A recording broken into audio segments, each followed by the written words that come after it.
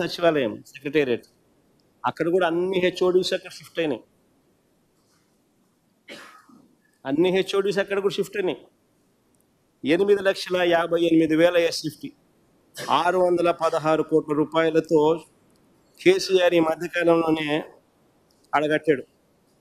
సెక్రటేరియట్తో పాటు మొత్తం హెచ్ఓడిస్ అన్నీ కూడా అక్కడ షిఫ్ట్ అయినాయి.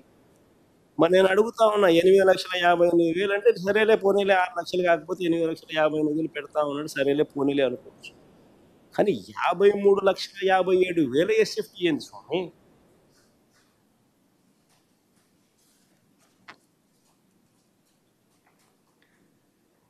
ఇప్పటికే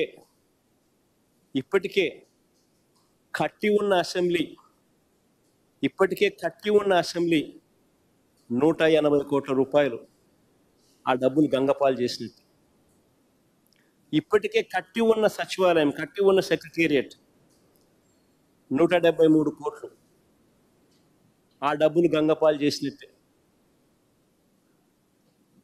ఇప్పటికే కట్టి ఉన్న హైకోర్టు 173 కోట్లు గంగపాలు చేసినట్టే.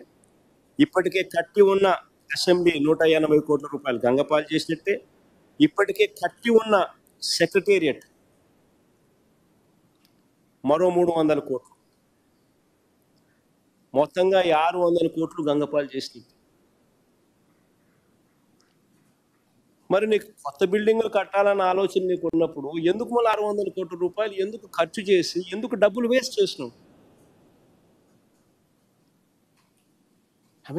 ఎక్కడైనా కూడా రాష్ట్ర ప్రభుత్వం ఖజానాను కాపాడాల్సిన వ్యక్తి ఈ మాదిరిగా దుర్మార్గంగా విడిగా వేస్ట్ చేస్తూ ఉంటే 600 కోట్ల రూపాయలు ఖర్చు చేసి మళ్ళా సేమ్ బిల్డింగ్లు మళ్ళీ కడతానని చెప్పి మళ్ళీ చెప్తా ఉంటే ఆ మనిషి ఆ బిల్డింగ్లు ఆ డబ్బంతా గంగపాలు చేసి అసలు ఈ మనిషిని ఏ రకంగా